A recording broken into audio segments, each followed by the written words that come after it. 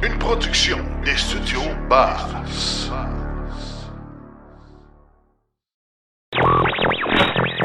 L'épisode de cette semaine est une présentation de l'Association des véhicules électriques du Québec, votre source incontournable d'informations. L'industrie automobile demande la fin de la norme zéro émission. Toyota prépare le lancement de la Lexus TZ, un VUS à 3 rangées.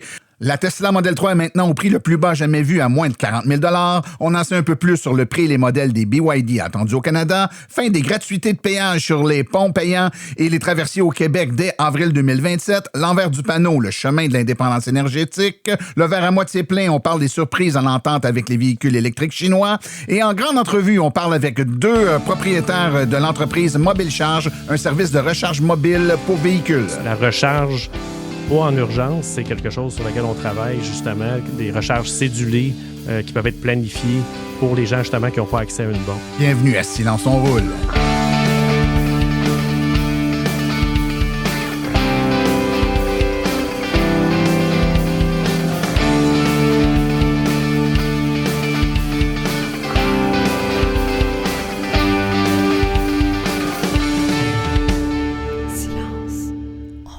Bonjour tout le monde, mon nom est Martin Archambault et c'est avec grande passion et plaisir que j'anime Silence on roule, le balado dédié 100% au transport électrique.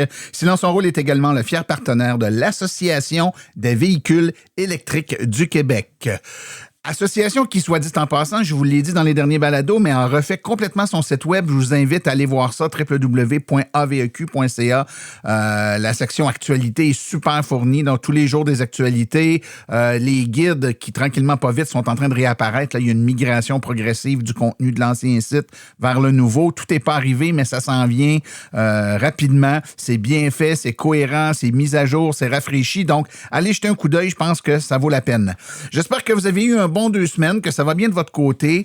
De mon côté, ça va très bien. Je dois vous dire que l'actualité actuellement est très orientée vers le contexte de l'arrivée imminente des véhicules chinois. Donc, il y a beaucoup de nouvelles en lien avec ça. Les gens veulent savoir c'est quoi les modèles qui vont arriver, ça va être quoi les prix. Vous allez voir, ça se transpire un peu dans tout ce qui touche l'actualité de véhicules électriques au Québec. Et puis, Silence on roule n'en fait pas exception. Donc, aujourd'hui, on en parle. On va en parler dans les actualités. On va en parler dans certaines chroniques. Donc, évidemment, c'est l'heure du temps. Je pense pas, on va pas mettre notre focus à 100% sur les véhicules chinois, mais ça reste que ça va quand même être un tournant important dans la mesure où si l'arrivée de ces véhicules-là à plus bas prix ici brasse la cage, ça pourrait avoir des impacts même sur les manufacturiers nord-américains ou asiatiques et européens plus traditionnels au niveau des prix, de l'accessibilité, de la disponibilité. Donc, c'est vraiment un enjeu majeur. C'est pour ça qu'on en parle. On ne fait pas de fixation sur le matériel chinois, quoique de très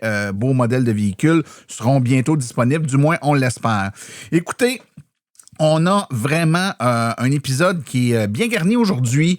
On a notre ami Stéphane Daou qui va nous parler du parcours vers la transition énergétique, de l'énergie. On sous-estime souvent les impacts d'anciennes façons de faire, ce que ça peut représenter en termes de coûts et les avantages qu'on a à faire la transition vers les énergies 100% électriques, donc très intéressant. Dans sa chronique Le verre à moitié plein, Daniel Rochard nous parle d'une petite surprise qui nous attend peut-être justement avec l'importation de ces véhicules électriques chinois. Il y a certaines nuances qui n'ont jamais été très clairement expliquées, mais Daniel va nous révéler ça un peu plus tard dans l'émission. Ne manquez pas ça, c'est très intéressant et ça pourrait peut-être je vous dirais, négativement affecter l'impact que cela pourrait avoir sur le marché au Canada des véhicules électriques. En grande entrevue aujourd'hui, on parle avec les gens qui sont en charge de l'entreprise Mobile Charge. Mobile Charge, vous le savez probablement, qui est un nouveau partenaire, un nouveau commanditaire de Silence on roule. C'est un service de dépannage ou de recharge, pas nécessairement de dépannage, mais mobile, c'est-à-dire que vous les appelez et ils viennent vous recharger avec une borne rapide là où vous vous trouvez.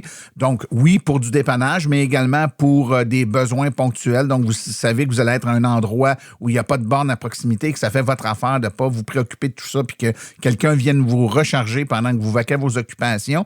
C'est le genre de service qu'ils offrent là, à la carte ou, évidemment, par abonnement. Ils vont nous parler de l'ensemble de leurs services dans quelques instants.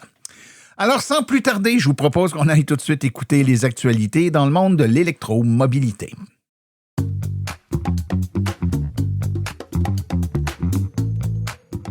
Chez Bourgeois Chevrolet, l'électrique, ce n'est pas l'avenir, c'est maintenant. Ici, pas de pression, pas de vente forcée. Juste une équipe qui vous écoute vraiment et qui vous accompagne selon vos besoins. Parce qu'acheter un véhicule électrique, ce doit être simple, clair et agréable. Bourgeois Chevrolet, c'est le spécialiste en véhicules électriques au Québec, autant pour la vente que pour la mécanique. Des conseillers passionnés, des techniciens certifiés, bref, des pros qui savent de quoi ils parlent. Et quand on parle de service, on parle de vrais services. Une flotte complète de véhicules de courtoisie 100% électriques parce qu'on veut que vous restiez en électrique du début jusqu'à la fin. Mieux encore, profitez de notre service gratuit de voiturier. On va chercher votre véhicule directement chez vous et on vous le ramène une fois l'entretien terminé. Zéro déplacement, zéro stress. Le jour de la livraison, on prend le temps. On vous fait une explication détaillée de votre véhicule électrique. Recharge, application, conduite, fonctionnalité. Vous repartirez maître de votre VE. Et ce n'est pas tout. Bourgeois Chevrolet est le premier récipiendaire au Canada du prestigieux EV Award Hall of Fame de Plug and Drive. Une distinction qui confirme ce que nos clients savent déjà. Ici, l'électrique, c'est notre marque de commerce. Bourgeois Chevrolet, 450-834-2585 ou au www.bourgeoischevrolet.com.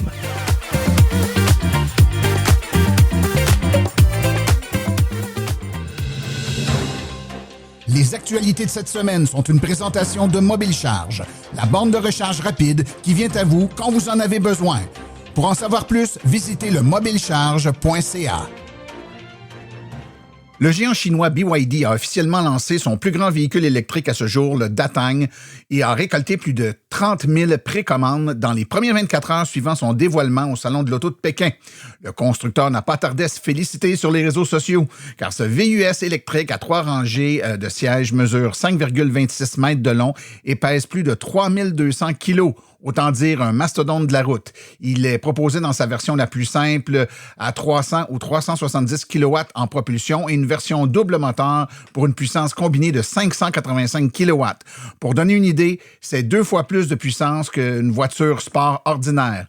2 configurations de batterie de Blade 2.0 sont offertes, soit 105,8 kWh ou 130 kWh, permettant une autonomie pouvant atteindre jusqu'à 950 km selon le cycle CLTC chinois, bien entendu, donc soit environ 700 km selon les normes internationales WLTP. L'une des caractéristiques les plus impressionnantes est la technologie Flash Charging intégrée. La batterie peut passer de 10 à 70% de charge en seulement 5 minutes. ABB E-Mobility a dévoilé une nouvelle armoire de distribution pour les bornes de recharge rapide baptisée OM M-Series, capable de fournir plus d'1 MW de puissance à un seul véhicule électrique branché. Pour donner une idée de l'ampleur de cette performance, les bornes rapides courantes pour les voitures électriques délivrent généralement une puissance entre 50 et 350 kW. Ici, on parle de 3 fois cette puissance maximale. L'entreprise revendique pour cette armoire une densité de puissance record de l'industrie, soit 625 kW par mètre carré, ce qui permet à l'installateur de site d'installer ce type de borne dans des endroits limités. La configuration maximale, appelée la M1200, regroupe 3 armoires de distribution pour atteindre une puissance totale de 1,2 MW. 3 grandes organisations de l'industrie automobile, la Corporation des concessionnaires automobiles du Québec, l'Association canadienne des constructeurs de véhicules et les constructeurs mondiaux d'automobiles du Canada ont conjointement écrit à Christine Fréchette, nouvelle première ministre en poste depuis le 15 avril, ainsi qu'au ministre de l'Environnement Pascal Derry, pour réclamer une suspension temporaire de la norme sur les véhicules zéro émission. Pour mieux comprendre l'enjeu, cette norme oblige les constructeurs à vendre une proportion croissante de véhicules électriques au Québec sous peine de pénalités financières. Évidemment, l'Association des véhicules électriques du Québec est actuellement en discussion et en préparation d'une réponse officielle à cette offensive qui ferait évidemment reculer les avancées du Québec. L'AVEQ tient tout de même à connaître vos opinions, donc les gens qui sont intéressés à donner leur opinion sur le sujet peuvent écrire à info@aveq.ca. Après avoir dévoilé la Toyota Highlander BEV en février dernier, le premier VUS électrique à 3 rangées de la marque Toyota prépare maintenant son arrivée sous son étiquette de luxe, l'étiquette Lexus. La marque de prestige a annoncé qu'elle révélera quelque chose de nouveau le 7 mai prochain en dévoilant la silhouette d'un grand VUS. Bien que le Lexus n'ait pas officiellement confirmé qu'il s'agisse d'un modèle électrique, tous les indices pointent dans cette direction, donc d'un VUS électrique à 3 rangées. Ce nouveau modèle, qui porterait le nom de TZ en référence au TX déjà existant, offert en version à essence hybride et hybride rechangeable, a été aperçu en camouflage lors d'essais en Europe. Tesla vient de ramener le prix de sa Model 3 à un niveau jamais vu au Canada, avec un prix de détail suggéré en bas de 40 000 $, soit 39 490 pour la nouvelle version premium à propulsion arrière. Seule la Kia EV4 affiche un prix de départ légèrement inférieur parmi les véhicules électriques disponibles au pays. Ce prix record est rendu possible par un changement majeur dans la chaîne d'approvisionnement de Tesla pour le marché canadien. En effet, depuis le 1er mars 2026, le Canada accepte l'importation de véhicules électriques fabriqués en Chine dans le cadre d'un quota annuel de 49 000 unités assorti d'un tarif douanier réduit de 100%. Donc, on est seulement à 6,1 plutôt que 106,1. Évidemment, on sait que Tesla a pris cette opportunité et s'approvisionne maintenant auprès de sa Gigafactory de Shanghai plutôt que de son usine californienne de Fremont qui, elle, est frappée par des tarifs de rétorsion canadiens sur les produits américains. La Model 3 Premium RWD offre une autonomie d'environ 463 km et c'est un prix de départ qui est annoncé à 39 490 $. Ça sera vraiment le véhicule à surveiller dans les prochaines semaines et les prochains mois. Un observateur qui suit de près l'expansion de BYD au Canada a compilé dernièrement les informations disponibles, les modèles confirmés, les prix, les réseaux de concessionnaires et les projets à long terme. Donc, 7 modèles seraient prévus sur le marché canadien, dont 5 déjà confirmés. La gamme couvrirait un spectre de prix assez large, allant de la petite citadine à la berline de luxe. On parle de la Seagull, avec 305 km d'autonomie, qui est confirmée à 22 000 $. La Dolphin, 427 km, une compacte à 35 000 $, qui est également confirmée. La Atto 3, un VUS compact de 420 km d'autonomie pour 38 990, confirmé. La Seal, la très entendue Seal, la berline à 570 km d'autonomie à 44 990 $ confirmé. Également, la Seal U, qui est un VUS intermédiaire qui est confirmé à 500 km d'autonomie pour 48 000 $. La Shark 6, qui est une camionnette PHEV à 55 000 $ avec une centaine de kilomètres d'autonomie électrique. Ça, c'est pas encore confirmé. Et la Han, qui est une berline de luxe à 521 km d'autonomie pour 72 000 $, qui est également attendue, mais toujours pas confirmé. Donc, tout porte à croire que d'ici la fin de l'année ou au plus tard début de l'année prochaine, on aura beaucoup de modèles de véhicules BYD disponibles au Canada.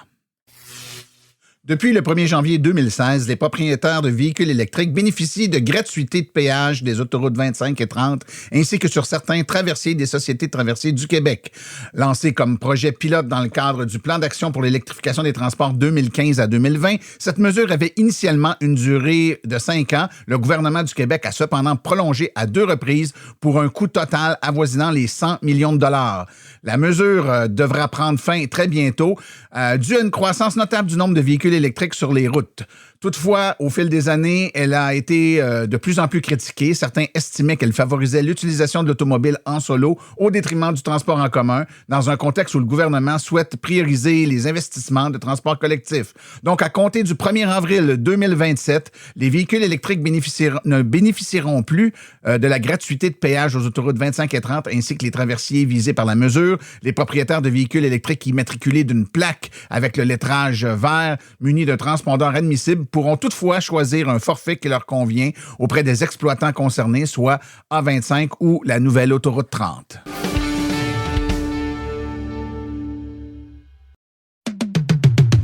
Vous aimeriez avoir une conférence par des vrais professionnels des voitures électriques? Faites confiance aux conférences de Silence on roule.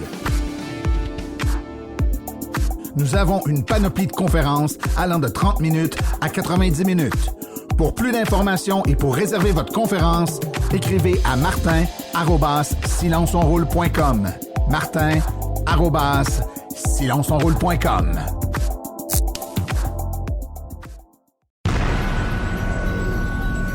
La chronique L'envers du panneau vous est présentée par Précision PPF Vitres teintées, les experts en esthétique et protection automobile.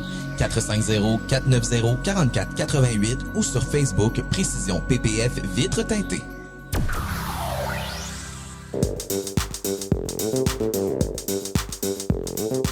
Ici Stéphane Daou et bienvenue à l'envers du panneau.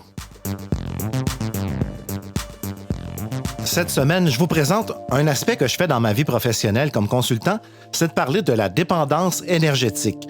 Le chemin de la dépendance énergétique consiste à aller voir dans une entreprise ou une organisation gouvernementale ou municipale comment on utilise l'énergie, avec quel équipement et combien ça coûte. Les énergies fossiles font partie de nos processus d'affaires depuis des dizaines d'années, voire un siècle. Mais on se pose souvent la question, c'est quoi le coût d'utiliser un équipement par rapport à un autre? Je vous donne un exemple, un taille-bordure à essence qu'on utilise dans une municipalité. Comme exemple concret, une bougie d'allumage qui devient défectueuse. Dans son processus de remplacement, l'employé des travaux publics doit aller rencontrer la personne au magasin qui est responsable des bougies d'allumage et de tout ce qui va avec. Il y a tout le temps une petite conversation qui se fait poliment, comment va le week-end, les enfants, et là on revient au sujet important, la bougie d'allumage. La première chose à faire est de vérifier dans l'ordinateur si on possède la spark plug ou la bougie d'allumage et le bon modèle. Mais cette spark plug-là apparaît pas dans l'ordinateur par magie. Il y a quelqu'un qui est payé avec un taux horaire pour la mettre dans l'inventaire. Parlant d'inventaire, la spark plug, elle apparaît pas comme ça.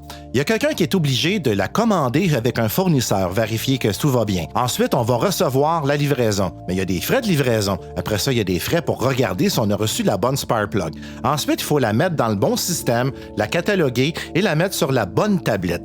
Ce qui fait qu'au bout de la ligne, la spark plug ou la bougie d'allumage finit par coûter à peu près 120$. Parce qu'on utilise un carburant fossile, il y a toute une chaîne humaine payée avec un salaire horaire qui vient avec. Prenez l'exemple d'une municipalité qui a une centaine d'équipements à essence. Des voitures, des camions, des tondeuses, des weed eaters. Il y a énormément d'équipements qui fonctionnent avec du carburant. Lorsqu'on a complété notre formation pour savoir comment manipuler de l'essence, là, à ce moment-là, on peut mettre de l'essence. Avec un taux moyen de 15 minutes par temps de remplissage, avec une centaine d'équipements, avec des pleins le matin et l'après-midi, il y a des municipalités qui peuvent payer jusqu'à 3 000 $ juste en temps de remplissage, en salaire humain. Et là, l'essence, il faut l'acheter, il faut la comptabiliser. N'oubliez pas, il y a une personne qui est payée avec un salaire horaire pour gérer toute cette dépense-là en énergie fossile. Quand je travaille à développer le chemin de la dépendance énergétique pour un client, on s'aperçoit qu'il y a énormément de postes de dépenses, des choses, du temps. On appelle ça du gossage en réalité, et ce gossage-là finit par coûter des centaines de milliers ou des millions de dollars des fois pour une organisation. Donc avant d'acheter un véhicule ou des équipements à essence, pensez au processus administratif qui va avec. Avant, on dormait un peu au gaz, on n'avait pas le choix, mais maintenant, avec les alternatives électriques, on est capable d'aller un petit peu plus loin et de générer des économies. Et comme l'essence est livrée par des camions et des humains, ben ça va tout le temps coûter plus cher. Ou pour être plus clair, on brûle nos liquidités.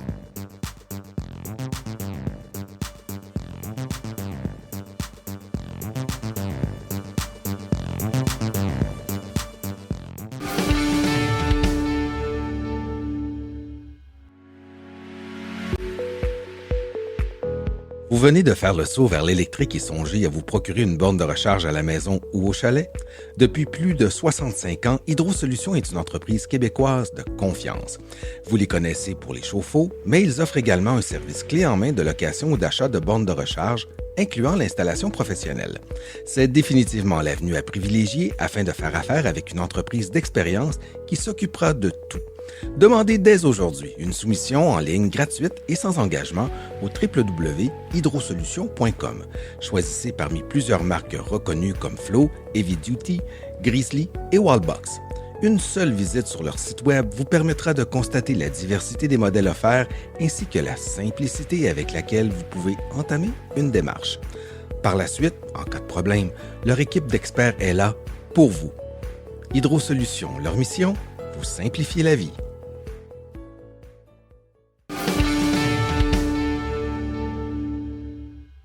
Imaginez-vous, il est 21h, vous êtes dans un stationnement à Montréal avec votre voiture et vous constatez que votre batterie de voiture électrique est à plat. Il n'y a aucune borne de recharge à proximité. Vous avez oublié, je ne sais pas moi, le Sentry Mode sur votre Tesla, puis la batterie s'est déchargée. Vous faites quoi? Ben, vous êtes mal pris ou peut-être pas parce qu'il y a Mobile Charge qui existe. Et pour en parler, on a en studio avec moi Noémie Lorrain et Vincent Tremblay de Mobile Charge. Bonjour à vous deux. Bonjour.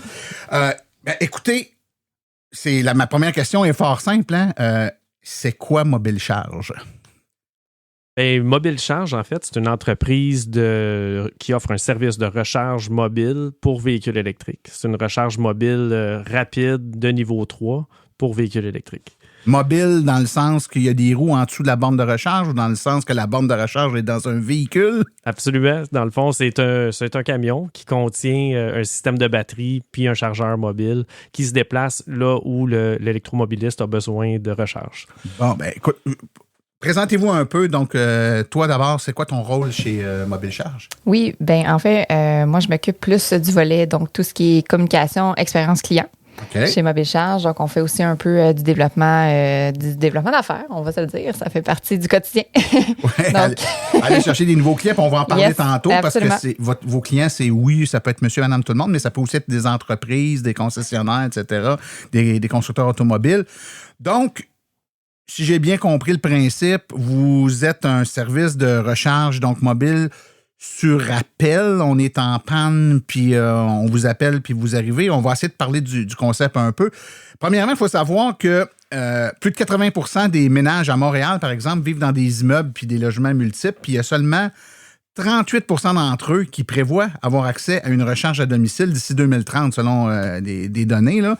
Est-ce que ce trou-là, justement, de gens qui ont des véhicules, mais qui n'auront pas de borne à domicile, est-ce que c'est un des rôles que vous voulez, un des trous que vous voulez boucher ou pas du tout? En fait, oui. Puis c'est une des raisons pourquoi on a créé Mobile Charge. Dans le fond, moi, je suis le fondateur de Mobile Charge. J'ai fondé cette compagnie-là il y a 2 ans, spécialement pour le trou en ce moment entre l'offre et la demande là, des électromobilistes, spécialement dans les zones très densément peuplées comme à Montréal.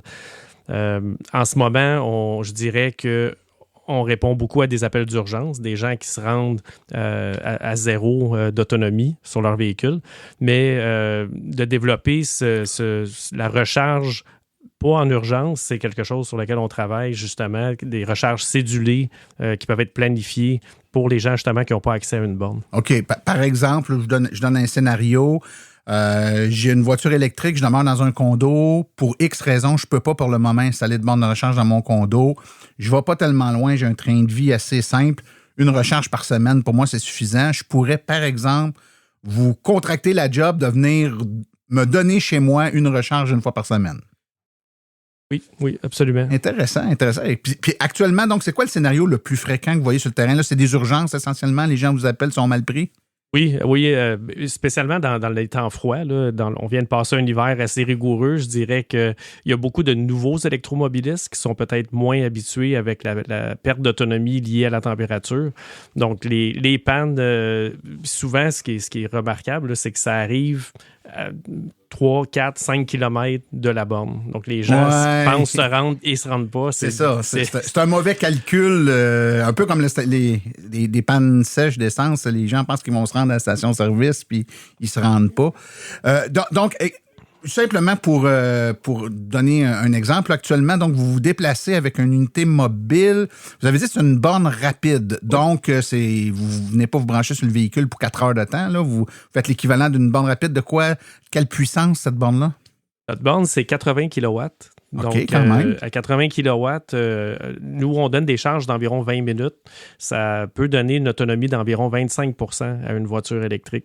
OK, fait que votre but, quand vous dépannez, votre but, c'est pas de remplir l'auto que vous allez dépanner, c'est de lui donner l'énergie nécessaire à aller à une borne publique normale, c'est ça? Exactement.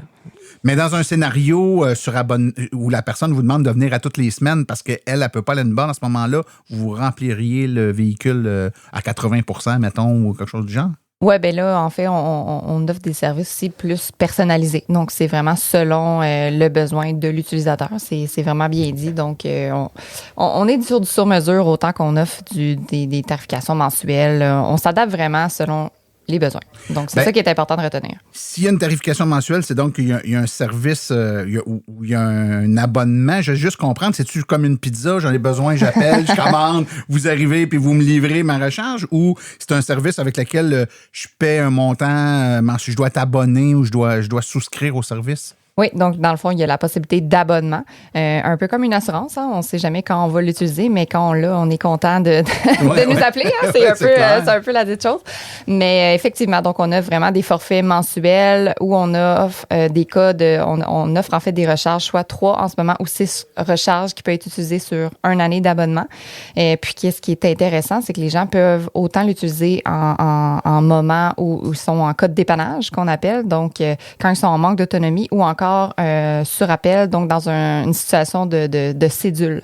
Donc, par exemple, je sais pas, la personne voudrait aller, une petite fin de semaine en famille, ils veulent pas gérer, mon Dieu, la borne, tout ça, où est-ce qu'on va se recharger? Ils nous appellent, on va être à tel restaurant sur l'heure du midi, entre Québec, Trois-Rivières, venez nous recharger à midi pendant qu'on lunch en famille.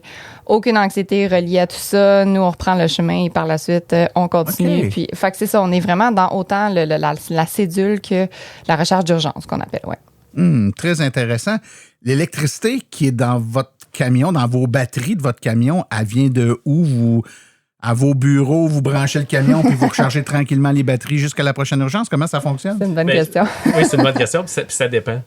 On a fait quelques contrats de plus d'envergure là, où on recharge des flottes de véhicules. À ce moment-là, on utilise, pour se recharger nous-mêmes, on utilise les bornes du circuit électrique pour se remplir, si on veut.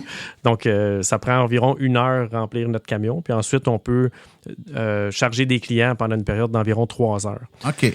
Si la journée est finie puis on n'a plus d'appel, ben à ce moment-là, on peut le recharger de façon plus lente là, à niveau 2 à nos résidences ou à nos bureaux. OK.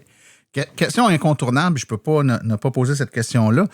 Vous devez avoir un rayon d'action quand même. Là. Quand vous dites « tu m'appelles, je suis au restaurant », mais si moi je suis dans un restaurant à Malbaie, vous n'allez pas partir parce que vous êtes dans la région de Montréal. Oui, effectivement, en ce moment. Donc, vous devez avoir vous devez être limité à un certain rayon pour le moment, j'imagine? Oui, donc non, en ce moment, c'est le Grand Montréal. Donc, on est Laval, Montréal, Rive-Nord, Rive-Sud. Mais on fait des appels ponctuels aussi plus loin. À ce moment-là, on ajuste notre tarif en conséquence. Mais hier, on était à Saint-Hilaire. Mont-Saint-Hilaire. Qui est hors réseau, hors de notre créneau habituel là, pour nous. Puis, c'est pas la première fois qu'on est allé là. On est même allé à Tremblant faire des événements aussi. Donc, c'est quand même commun pour nous de se faire appeler hors mais c'est plus planifié à ce moment-là. Absolument. Je fais un gros événement familial, puis je veux que vous arriviez puis que vous rechargiez 2-3 voitures puis que vous repartiez. Là, si je vous réserve d'avance en vous le disant, oui, mais sinon, pour une urgence, il est 11 heures le soir puis je suis pris sur le bord de l'autoroute, ben si je suis sur le bord d'une autoroute à Québec, ça se peut que là, ça ne fonctionne pas. Bien, ça, c'est important aussi de le mentionner dans le sens où l'autoroute, on peut pas. C'est la seule place en ce moment où on ne peut pas desservir un client. Donc, il faut vraiment. Une question de réglementation, vous n'avez pas le droit. Ouais. Absolument. Donc, il faut vraiment prendre la première sortie quand on est là vers la fin 2-3%. Prenez des notes à la maison. Oui, c'est ça. sortez. Puis, ça va être beaucoup plus facile dans notre cas d'intervenir là, pour l'intervention. Ouais. OK. J'ai tellement de questions à vous poser. Je trouve ça vraiment fascinant comme principe. En même temps, c'est tellement logique. C'est méconnu, aussi.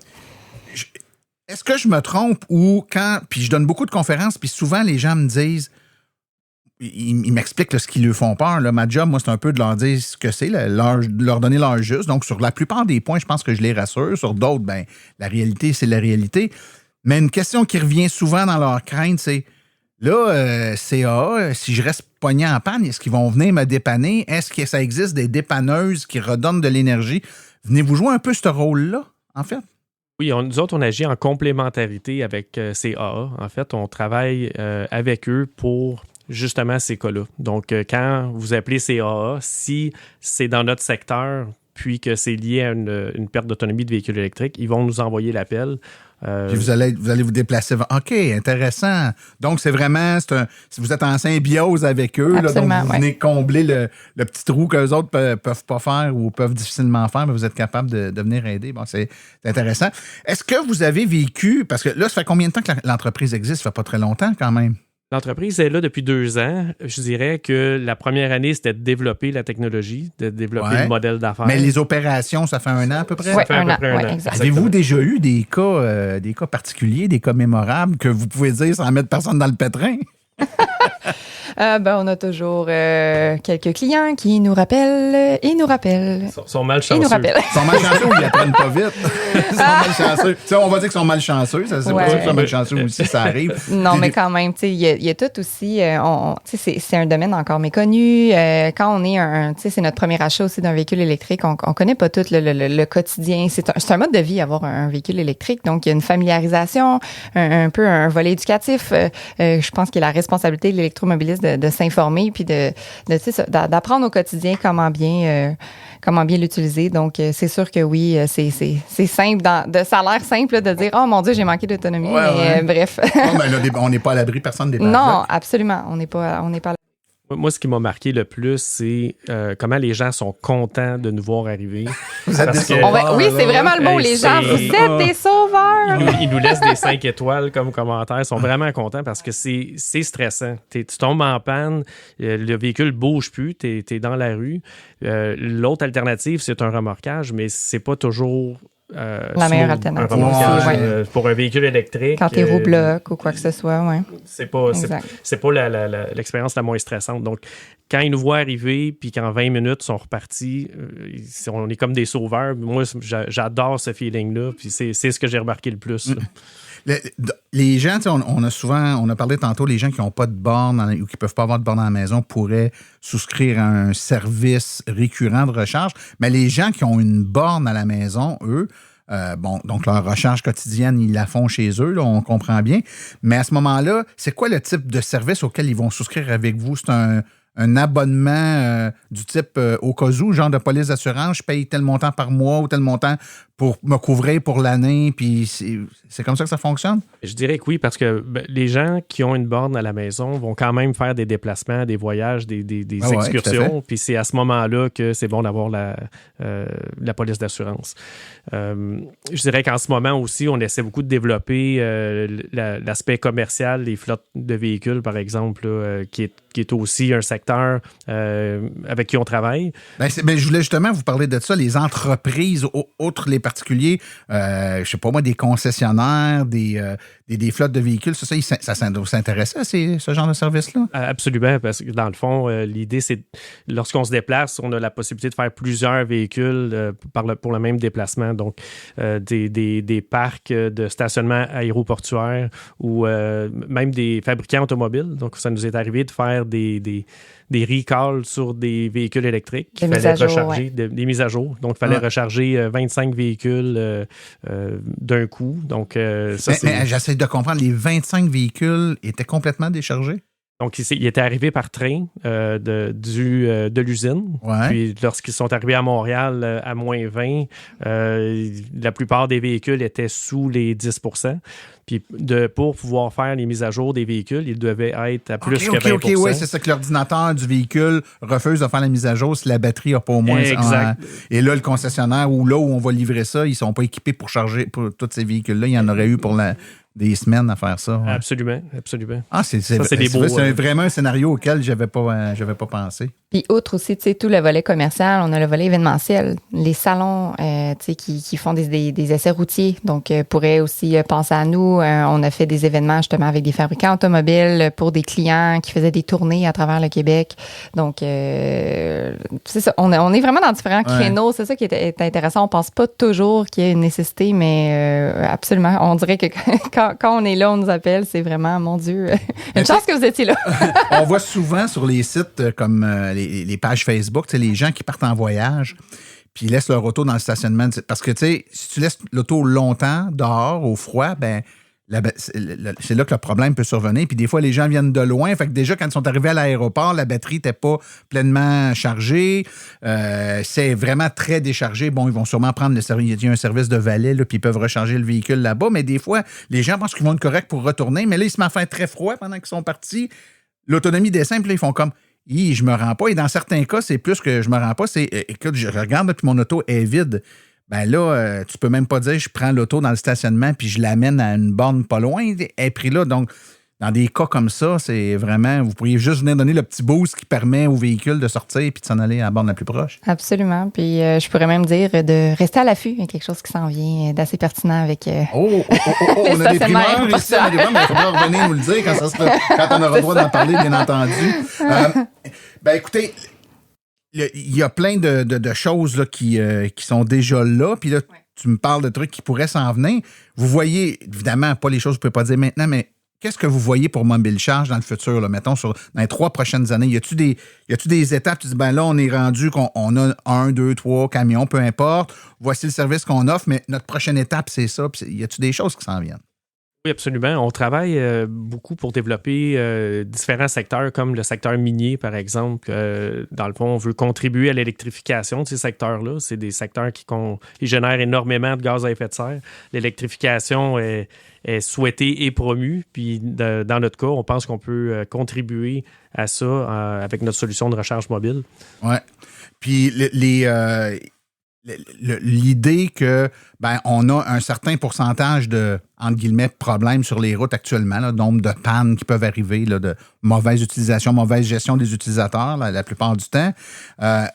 C'est beau à 400 000 véhicules électriques, mais bientôt, il y en aura 1 million, 2 millions. Donc, ce pourcentage-là va augmenter. Les probabilités qu'il y ait des problèmes vont aussi augmenter. Donc, il ne pourra pas y avoir juste un camion à un moment donné, ça va en prendre plusieurs, puis il va y avoir, tu sais, t'en as qui sont juste sur les trucs récurrents, tu vas peut-être en avoir 1 ou 2 qui vont être avec pour les concessionnaires, tu sais, donc il va y avoir une espèce de diversification, ça sera plus le même véhicule qui va tout faire, il va falloir... c'est bien dit, Martin, puis c'est ce qu'on vise, c'est l'expansion de notre flotte, puis on est même à vouloir développer aussi des modèles de franchisés, donc on est très, très enthousiaste là, à ce qui s'en vient pour nous, c'est très motivant, surtout avec le réseau qui ne cesse d'augmenter. Donc, oui, c'est des belles opportunités pour nous. On est excités de ça. Hey, je vais vous poser une question qui sort de nulle part, mais si vous pouviez convaincre là, un Montréalais, ou en tout cas Grand Montréal métropolitain, là, qui hésite à passer l'électrique avec une seule phrase, qu'est-ce que vous diriez? La borne qui vient à vous. Ben oui, la vente qui vient à vous. Donc, ceux qui ont peur, qui se disent j'ai peur de rester pris, qu'est-ce qu'il y a? Ben, les gens ont toujours l'impression qu'ils n'auront pas assez de bornes et qu'ils vont être pris parce qu'il manque de bornes. La très vaste majorité du temps où les gens tombent en panne, c'est pas parce qu'il manquait de bornes, c'est parce que ça a manqué soit de planification, ou il y a eu un pépin, ou il y a eu une situation imprévue qui est survenue, mais c'est très rare que c'est à cause qu'il a manqué de bornes, mais ça reste que c'est pas tout le monde qui peut avoir accès à une borne au moment où il en a besoin. Et là, je pense que c'est là que vous répondez vraiment au service. Donc, si dans ma région, il y a très peu de bornes ou j'ai pas accès à une borne à la maison, bien là, c'est vraiment un match parfait.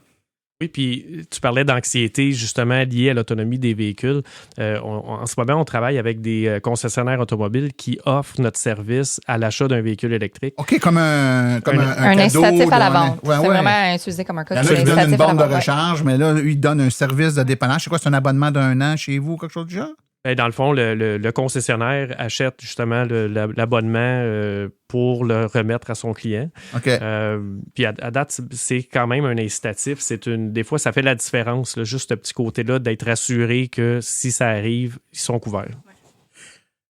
S'il y a des auditeurs qui sont curieux, et je le sais qu'ils le sont, qui veulent essayer de vous trouver pour essayer de voir qu'est-ce que vous offrez, puis essayer vos services, on fait ça où, comment? Comment on vous trouve? Donc, c'est simple. On a notre site web, mobilecharge.ca. Vous pouvez communiquer avec nous au 514-312-1110. On répond. On est disponible aussi 24 heures sur 7. Donc, c'est 24 heures sur 7? Oui, absolument. C'est beaucoup.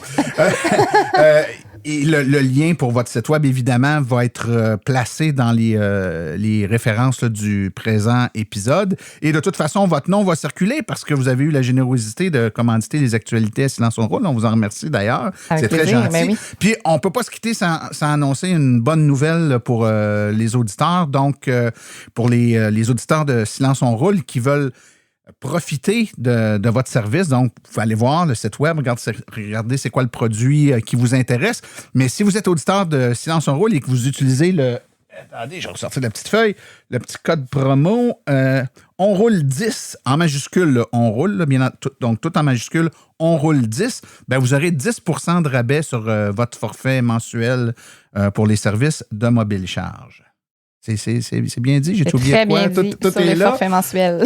Noémie Lorrain puis Vincent Tremblay de Mobile Charge, merci beaucoup pour votre présentation aujourd'hui. Puis c'est certain qu'on va se reparler là, quand vos affaires que vous ne pouvez pas dire vont pouvoir se dire. Là, c'est ici que je veux que ça se dise. Yes, merci pour l'invitation, Martin. C'est bon, merci. Bye. Bye.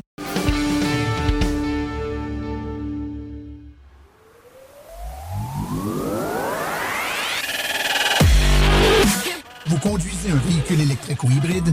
Votre atelier Napa AutoPro NextDrive a la solution pour son entretien et ses réparations, tout en gardant votre garantie du manufacturier. Chez NextDrive, nos techniciens sont certifiés et formés aux technologies de demain, utilisant les outils et les logiciels les plus récents, et ce, pour toutes les marques et tous les modèles. Que ce soit pour une inspection annuelle, une réparation spécialisée ou des conseils sur votre véhicule électrique, votre centre de service Napa AutoPro NextDrive vous offre un service personnalisé, fiable et rapide. NextDrive, le réseau national d'ateliers Napa AutoPro indépendant certifié pour les véhicules de nouvelle génération avec une garantie qui s'étend partout au Canada. Prenez rendez-vous dès aujourd'hui et donnez à votre véhicule le service qu'il mérite. Visitez le napanextdrive.ca. Votre véhicule électrique vous dira merci. NextDrive, votre solution pour l'entretien et la réparation des véhicules électriques.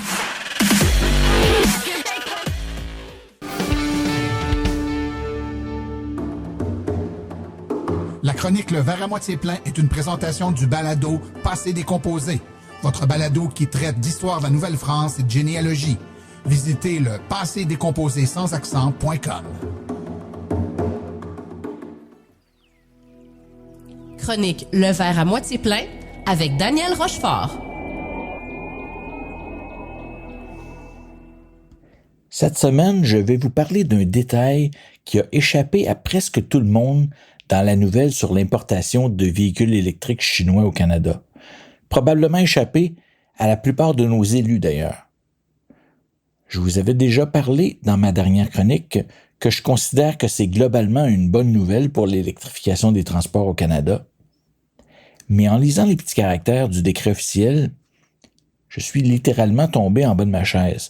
Pour le gouvernement du Canada, un véhicule électrique, c'est pas nécessairement un véhicule rechargeable. Je suis Daniel Rochefort, voici le verre à moitié plein.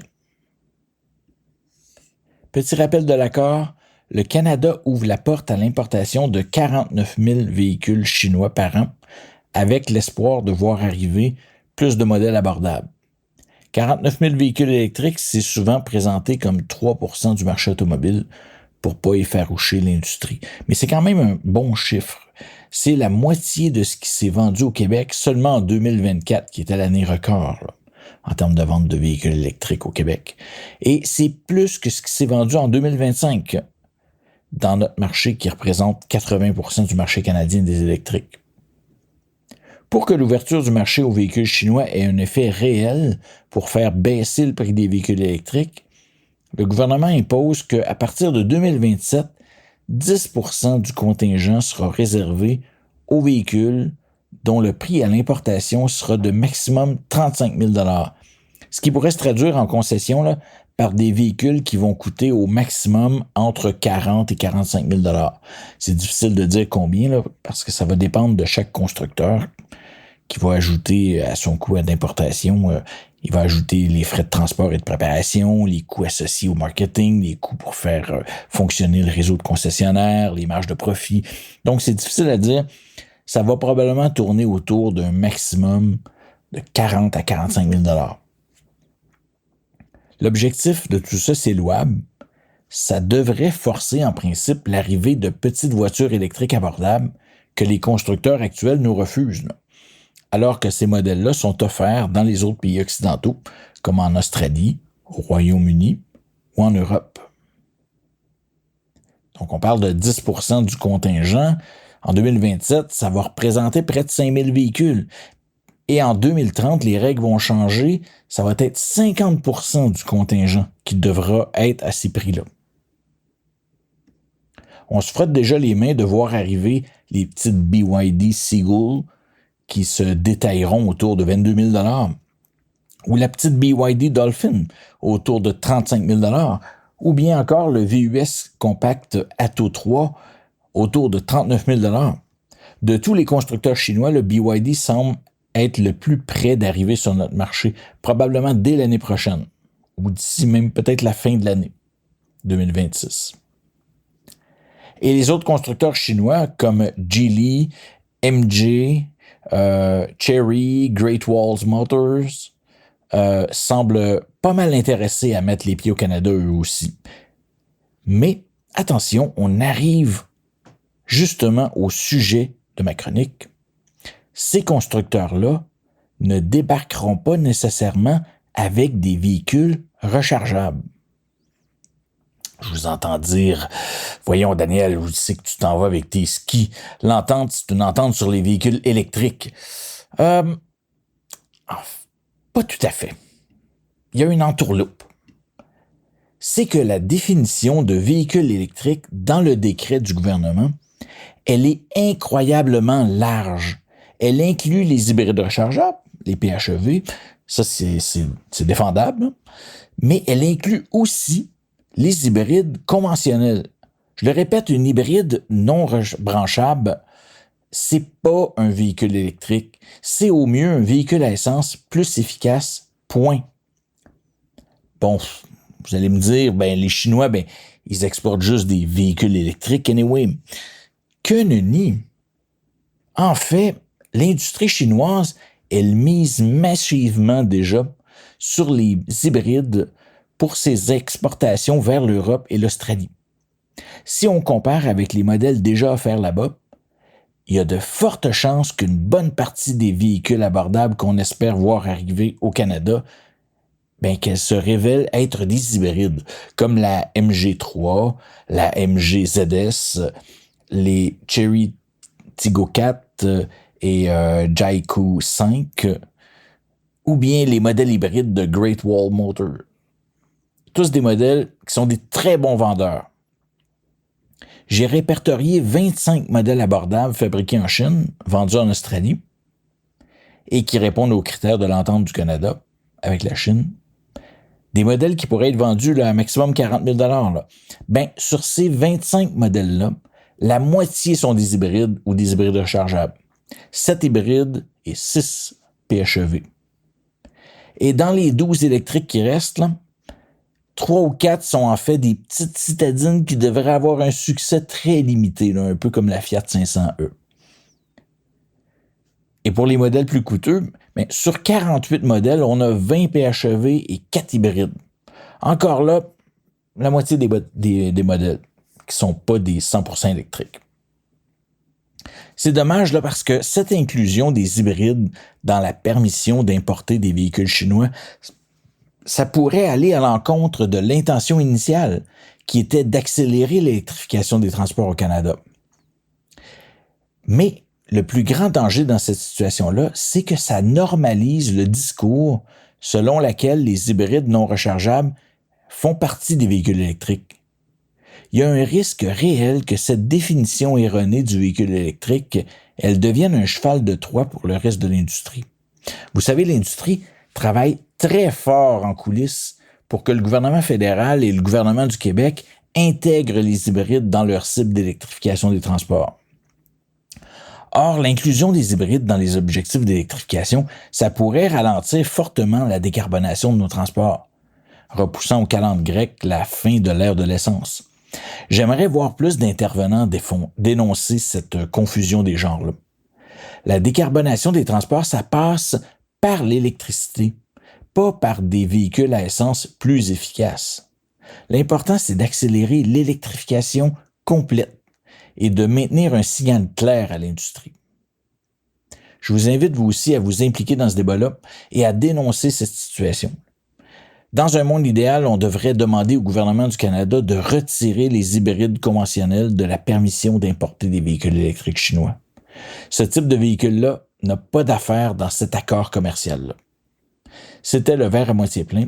À bientôt, les amis.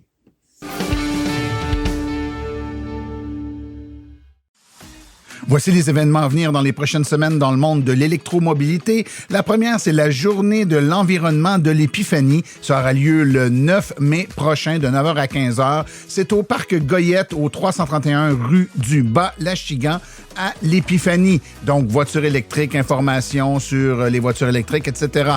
Ensuite, le grand rendez-vous environnemental de Prévost. Cette journée dédiée à l'environnement, mais aussi aux voitures électriques, aura lieu le 16 mai 2026 de 9h à 14h. C'est à l'École du Champ-Fleury au 1135 rue du Clos Tourmalin à Prévost. Donc, information, essais routiers, experts de l'AVEC sur place. Et toujours cette même journée, donc le 16 mai, il y aura la consultation sur les câbles de rappel pour les bornes sur rue de Montréal. C'est un événement qui est organisé là, par l'Association des véhicules électriques de Montréal sur inscription seulement.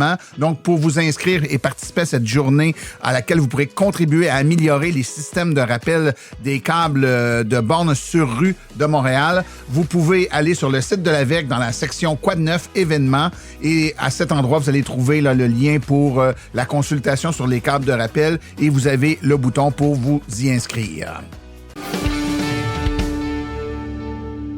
Ceci conclut l'épisode d'aujourd'hui. Remerciements sincères à nos collaborateurs et invités, c'est-à-dire Noémie Lorrain, Vincent Tremblay, Stéphane Daou et Daniel Rochefort. À la recherche, Martin Archambault, nos chroniqueurs Stéphane Daou, Marco Dumais, Claude Gauthier, Laurent Gigon, Sébastien Côté, Cédric Ingrand et Daniel Rochefort. Communication, Marie-Hélène Hamelin. Thème musical, François Viault, Luc Poirier et Marie-France Falardeau. Réalisation et production, les Studios Basses.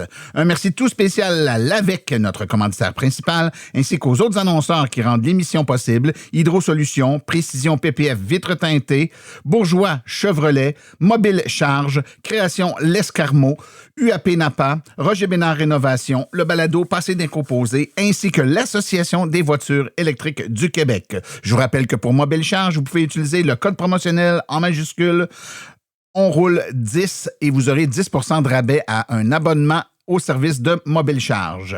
La reproduction est permise, mais nous apprécierions en être avisés. Les questions sur le balado doivent être adressées à martin@silenceonroule.com et pour les informations générales sur les voitures électriques, visitez plutôt le www.aveq.ca.